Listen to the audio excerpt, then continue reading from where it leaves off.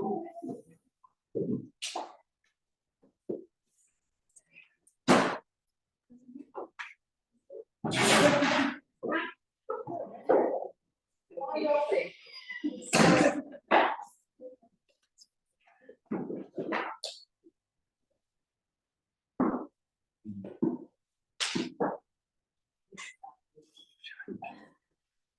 not sure if I'm supposed to hit something here. No, I think it's happening. It's already happening. All right, welcome everybody. I thought I did this, I believe, 2 weeks ago, where I based the talk a little bit on the prompt of one of the Yoga Sutras, which Bibi had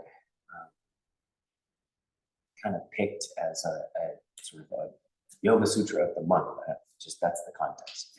So the Yoga Sutra, a lot of you know, pretty familiar with, and some of you never even heard of it, and that's all fine. It is a yoga, of course, a very important yoga text. And in this particular Yoga Sutra, which goes Shraddha, Virya,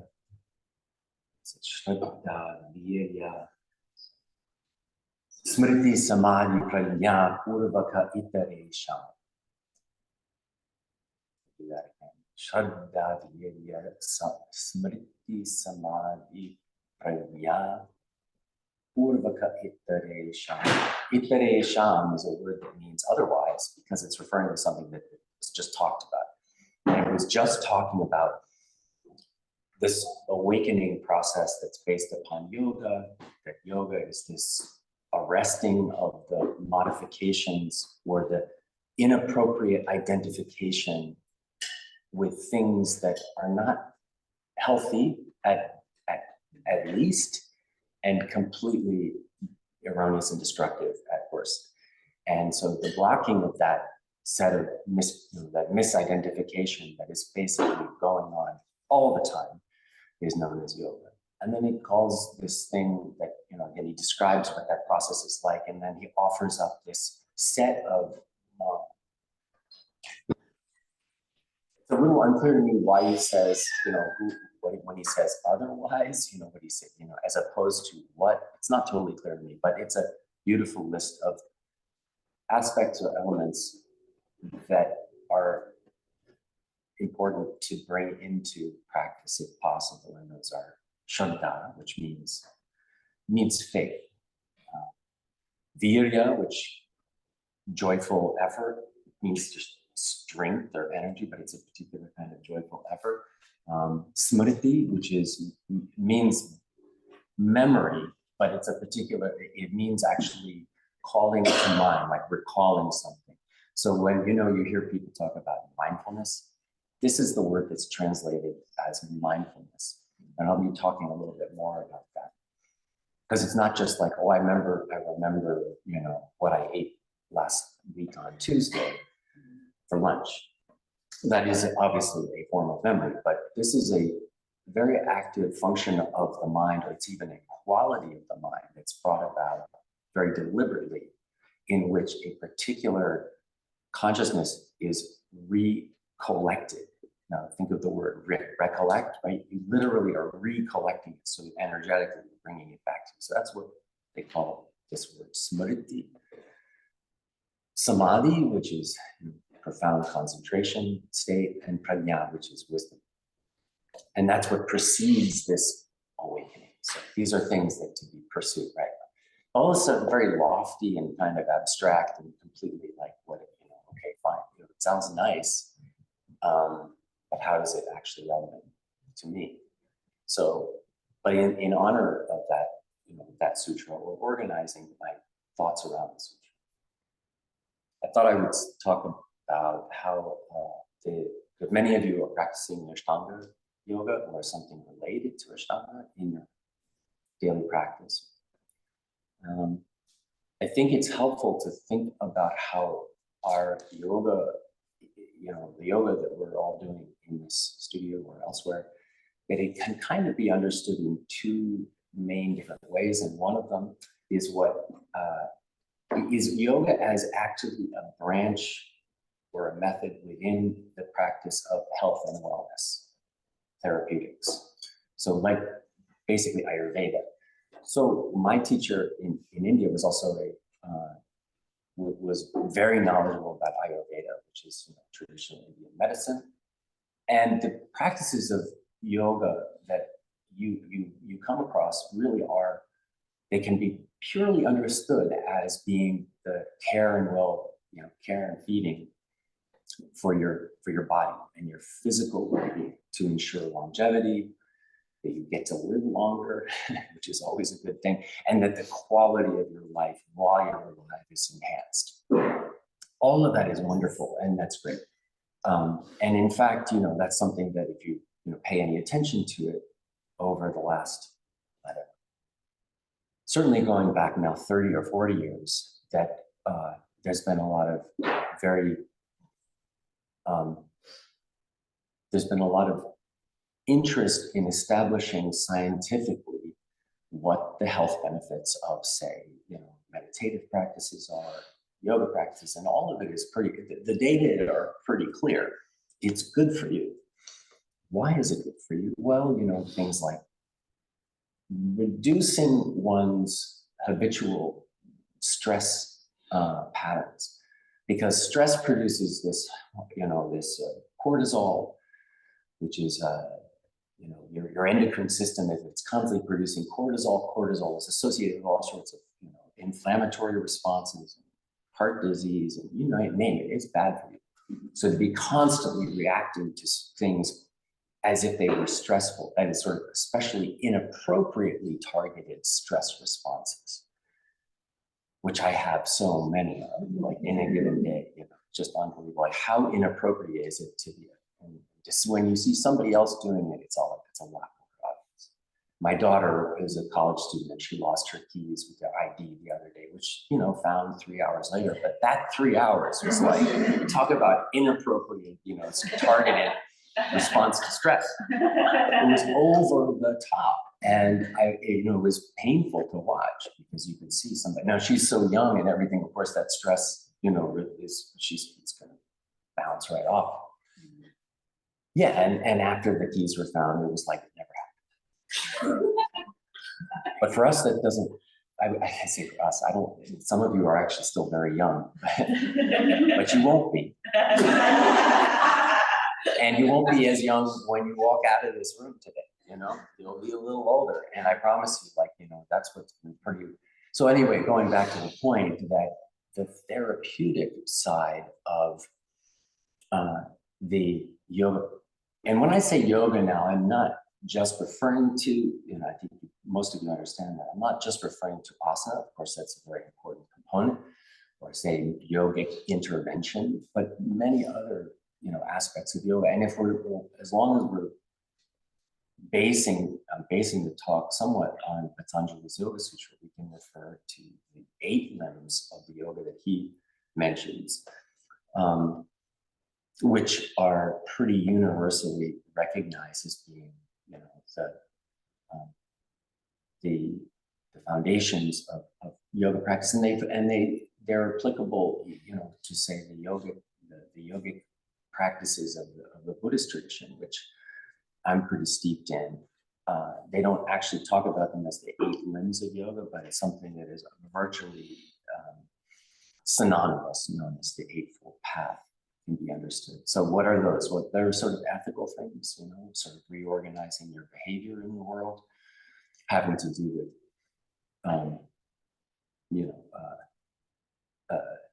your relationships with people and individuals, and also with, so ethical concerns, not stealing, not harming, and so forth.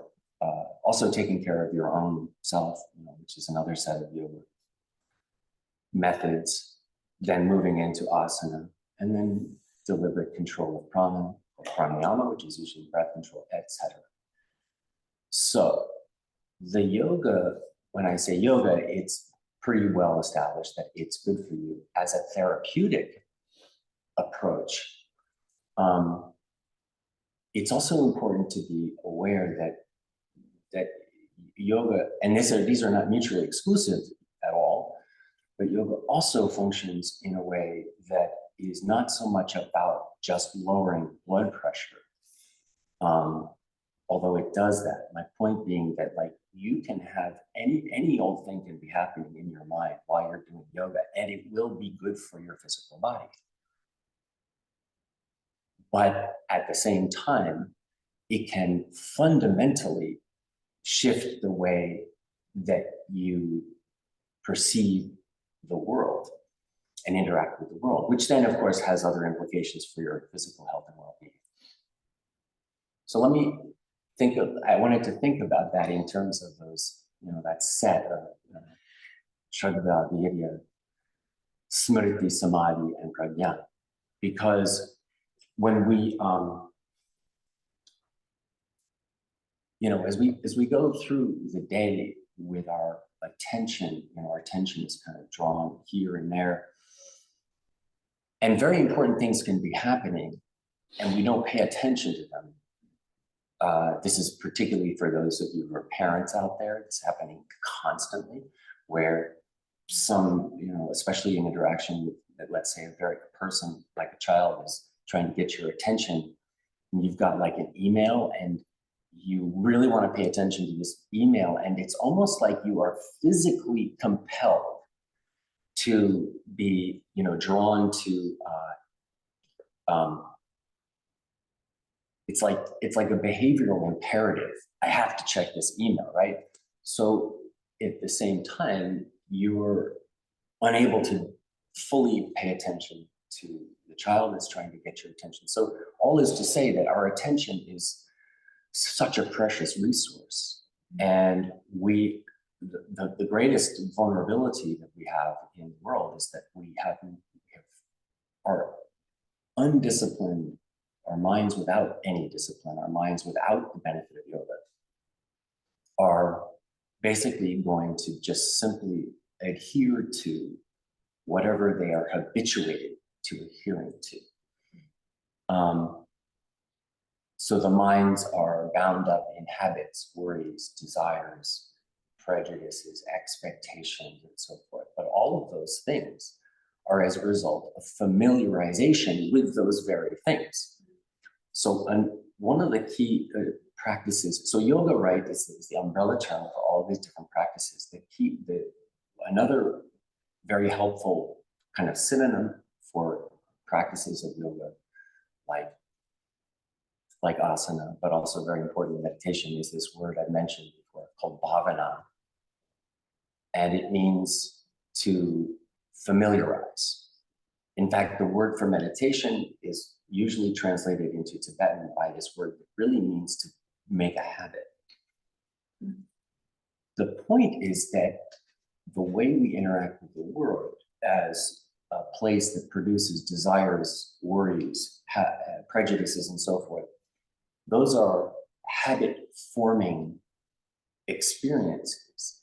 We've already developed the habit to experience the world that we do the way we do. And we will continue to ingrain certain habits, maybe the same ones.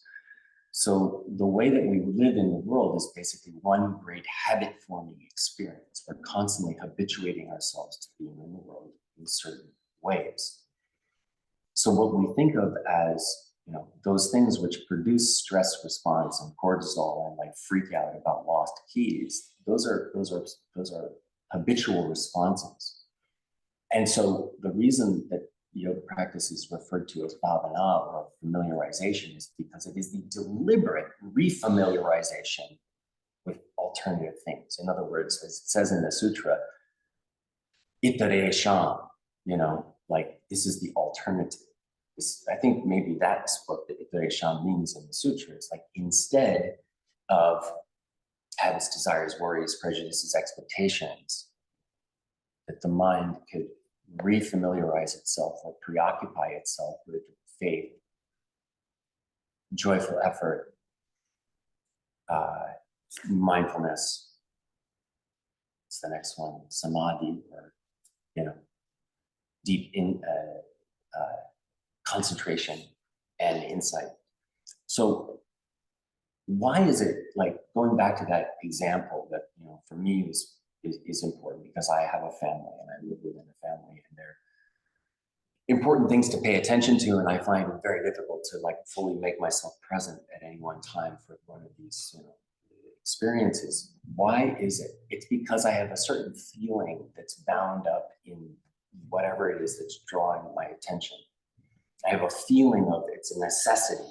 Like I feel dis-ease in my body if I don't get to follow up on that phone call or that email, right? It's a physical feeling of like discomfort. And what's the way to scratch that itch? You check your phone, right? That's the way to make it go away. Yoga is saying through this process of familiarization that there's an alternative other than scratching the itch by actually giving in to the habit, which allows your attention to be constantly directed. Really, you're at the whim of whatever you compulsively feel, have feelings around, feelings of dislike, feelings of attachment, feelings like I must have that, feelings of I can't have that. It works the other way too, right? Like if you have some dislike around a certain experience, I'm so uncomfortable in this situation that I cannot continue to pay attention because I need to get away from it. That's the only thing I can do. So the key thing and the most powerful aspect of the yoga practice is this my proposition to you today, is not making you healthier. It's not lowering your blood pressure. In other words, my advice is don't do yoga because it's good for you. Don't do meditation because it's gonna, make you less stressed out. Yes, you get those things. They are consolation prizes, but they are like way less important than what it's actually potentially giving you, which is the ability to direct your attention and to familiarize yourself with these other states that are mentioned in the sutra, right? Now, how does that happen? Or why does that happen? Well, it apparently is possible because, like I said, our minds are understood in the yogic traditions to be habit-forming machines. We as organisms are the result of habit formations, which if you buy into the idea, even if you don't have any interest in, metaphysical doctrines of past and former lives, even if you leave all that aside, you probably as a modern person have some interest or some awareness of the fact that science talks about genes and gene expression. Our genes express themselves in such and such a way, and that's why I'm a human being, right? And not a chimpanzee. There's a very small difference in gene expression that differentiates me from that. Then on top of that, it expressed me in this form. And then on top of that, this is where genetics starts to have no answers. But if you then talk about karma as an equivalent to genetic expression, I was incarnated here, as an American and et cetera, and speaking the language that I do, with a sense of self, which the yoga traditions say arguably you brought into the world with you. But whether or not that's true, and it was all, something that you picked up along the way since infancy, fine. But still, you would then probably accept that you have developed your sense of self, a very concrete, strong sense of who you are, what you do like, what you don't like, what you can tolerate, what you will not tolerate, based upon the development of habits. And this is where, again, the powerful, I would say, more powerful than just the therapeutic aspect of the yoga, which fortunately we get no matter whether or not we care about it, is the ability, again, to, when feelings arise, which are the basis of having been established through habit, when feelings arise, learning to not detach has sort of a bad, sort of flavor to it. It means like indifference or something, but to recognize that the arising of feeling is not the same as who you are, that the feelings are, first of all, feelings arise, powerful feelings of like and dislike. And by being overly identified with that feeling and that experience, I become that thing. So my anger is all that I am. And at that moment, I have no other ability, no other skillful ability to operate in the world other than the anger which has taken hold of me. So I wanted to offer to you this morning the notion that your yoga practice, especially the asana practice, in fact, even though it is not something that appears to be addressing your mind directly, that it is, because the very sophisticated yoga, sort of internal science of yoga, talks about how all of our thought patterns are kind of in a constant interdependent relationship with our physiology. And thoughts, even though they're sort of very ethereal, they don't seem like they're material at all. They do have a material basis. This is not to say that mind arises from the body. That yoga completely rejects. Our minds are durable and lasting.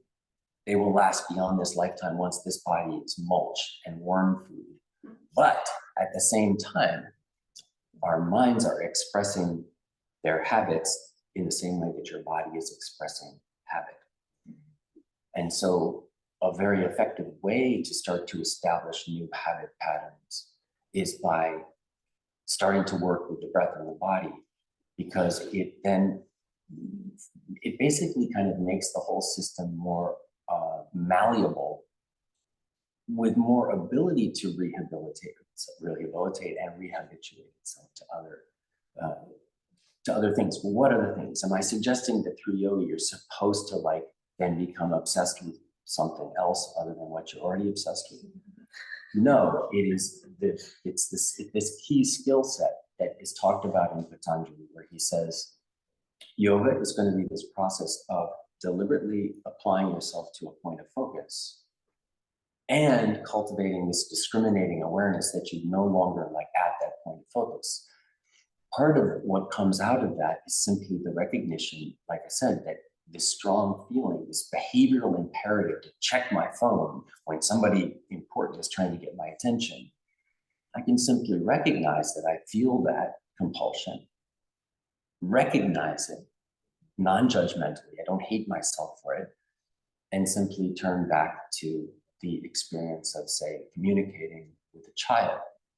The reason why that's important is because not only has my own mind changed, because I've made a tiny little habit change there, right? My habit, instead of going with what I desired inappropriately, I've created a new habit, which is recognize that thing. Oh, that's interesting, or whatever, I have that feeling. Redirected my attention to something of great value. And that not only has created a new habit in my own mind, it's created a new experience for that child. The biggest, most valuable thing that they say, for example, this, for some of you who will know this intimately probably, is that the most powerful thing about the experience of, say, recovery from addiction is not that you are just a recovered person, and that's a wonderful thing, but the effect that has on other people around you. It's actually changing their lives. This is where we get into the part where yoga is not only saying that what you're doing in your own mind, your own behavioral rehabilitation, you are just the tip of the iceberg, because as that starts to happen to you, it cascading effect to everyone you know, especially the people who are close and around you.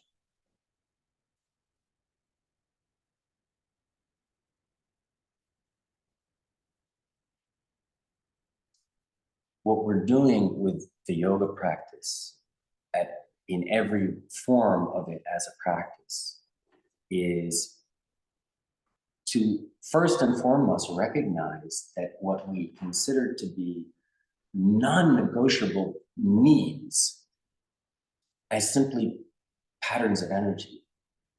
And we recognize them as patterns of energy, and therefore we can negotiate with them. Do I really need to do that?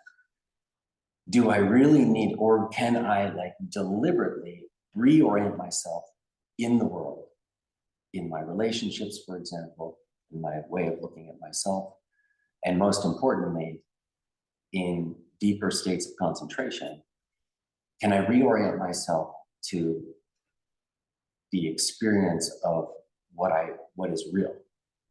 Because it says, and we kind of have to leave it like with that, the reason why you want to do any of this stuff in the first place is because as a just normal experience of human life is fraught with suffering.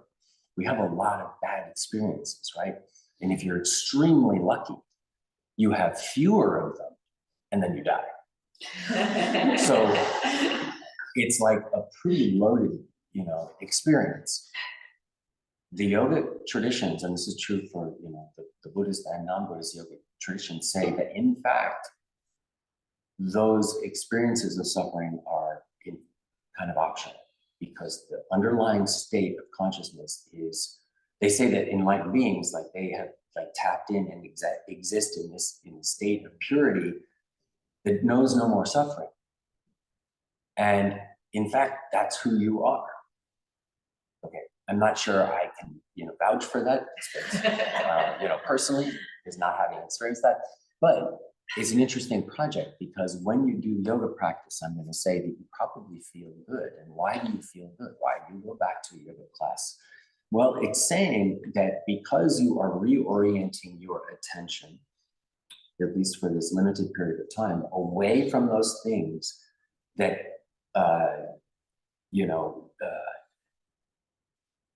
these behavioral imperatives, right? That drag you around. You seem like at their whim. You're powerless to deal with things that make you angry, that make you desirous, like inappropriately desirous, like things that will bring suffering because you cannot satisfy that. You can't scratch certain itches, right? Life won't let you. Rather than recognizing, oh, this is simply a pattern of energy arising in my life. It is not actually what I choose to do or choose to be. There are things that are way more valuable. This is not even talking about like lofty ideas about enlightenment, original perfection and stuff. Simply a degree of, do you want to be a slave to your impulses? Or do you want to actually reorient yourself in a way that is very meaningfully happy and engaged with others? Because even if you don't want to do it for yourself, like the power that has for others is extraordinary. And I think most of you do want to do it for yourselves. So I haven't left myself any time for proper an actual meditation. What I suggest to you though is that you think about in your next yoga practice or something, think about it as invite yourself to think about it being something that is going to give you a radical perspective shift in the world, truly looking at things in a different way. When the Yoga Sutra talks about, for example, the 8 limbs of yoga, it talks about I think it's ahimsa, this commitment in yoga to stop being a violent, aggressive person, non-harming, usually non-killing is what it's supposed to be. You make a commitment at the very least not to kill other humans, right? You're not supposed to do that. But it doesn't say because we say so, or because it says because when you do that, when you abstain from these compulsive negative habit patterns, these other extraordinary things start to happen. People who were your enemies start to blow up your phone because they can't wait to be your friend. So radical things start to change in your life based upon your own behavior. But that can only start to happen when you break the compulsive habit, the attachment to being in the world exactly the unexamined way, which is habit driven. So yoga is for making habits, and you shouldn't do it because it's good for you. You should do it because it makes your life completely different. Sorry, that's all I had time to do. Thank you guys. Thanks for coming.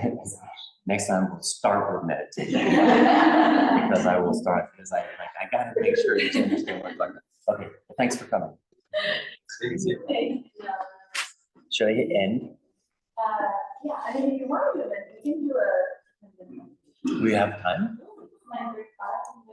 9:45. Okay. I forgot that how long we're supposed to run. We do have time. See, this is if you need to go, you're welcome to go, but have a seat. Yeah, that's it's like you forgot about Christmas and then suddenly it happened. All right, so I want you to take a seat and make yourself comfortable, completely comfortable, but try to keep your spine upright. So however you need to sit to do that. You know, sitting in a chair is way better than sitting on the floor if it allows you to keep your spine erect. And close your eyes, just that'll help facilitate, you know, bringing greater concentration. And bring your attention and awareness to your breathing.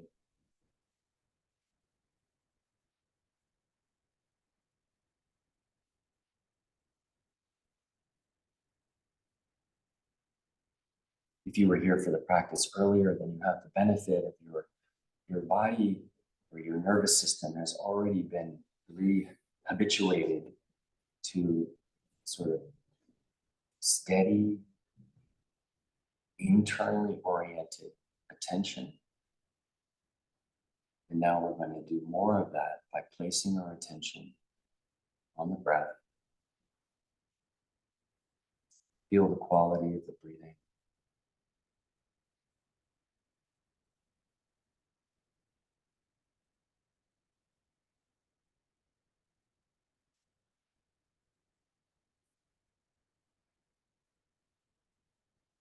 The quality of that sensation.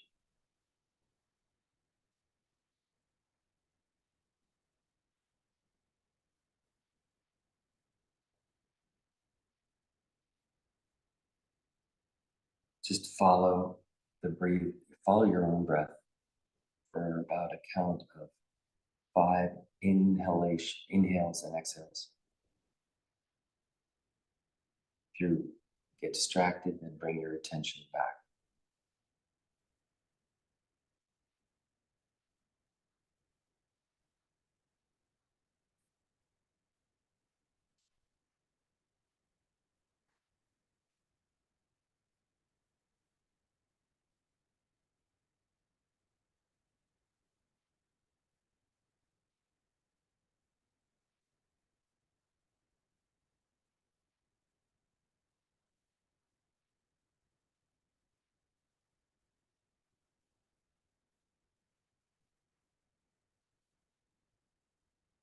So our minds have started to settle.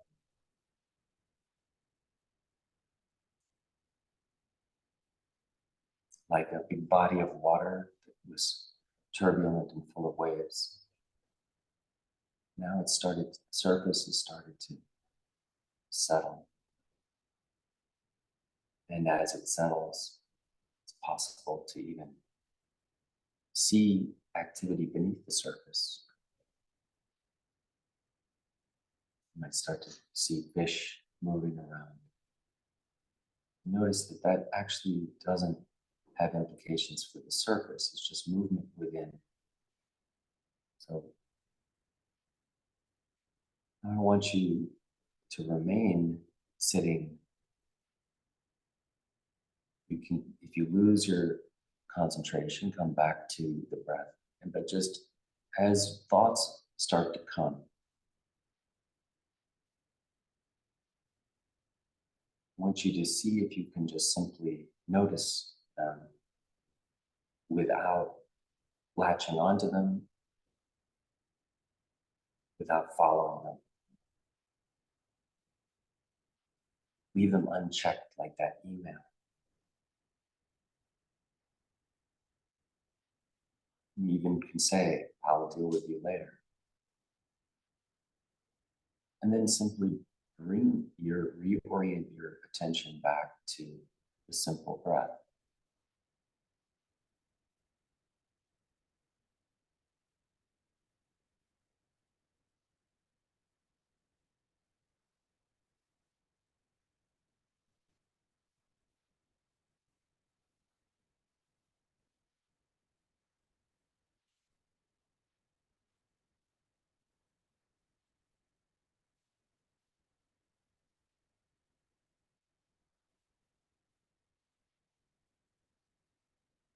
This open, spacious field that is just awareness, sometimes called the developmental Buddha nature.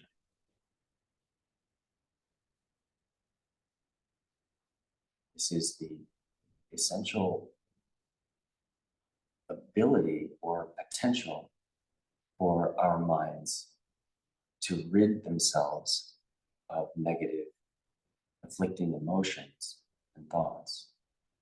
The reason is simply that they don't live there. They arise like any experience and then they disappear. They are not intrinsic to this awareness itself. As the thoughts arise, let them go, bring your attention back. And this constant dialogue between your attention being pulled away and then non-judgmentally returning your attention. Over time, we start to call this smriti, or mindfulness, recollection.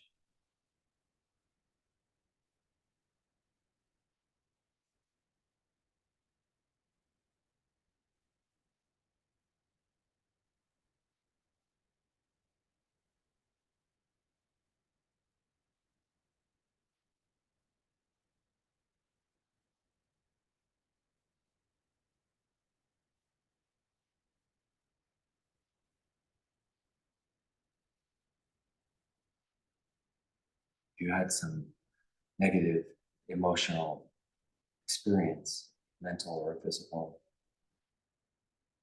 recently, and that's impinging on your attention and your mind,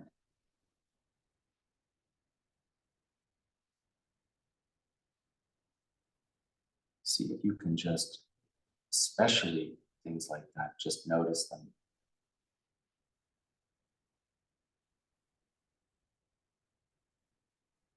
But not join them. Come back to your breath.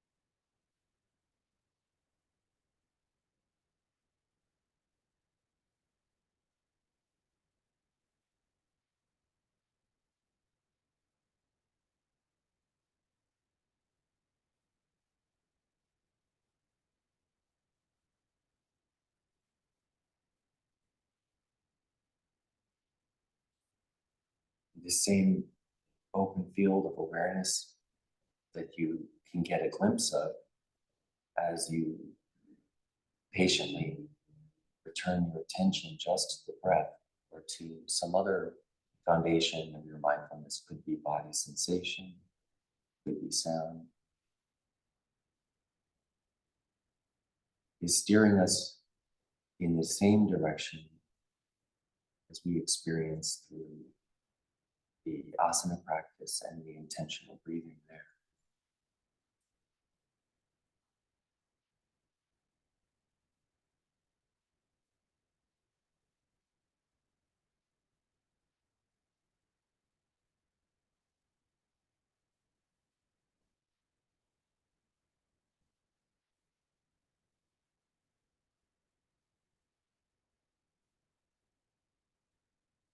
Okay, and with that, we can bring ourselves back to the room and conclude.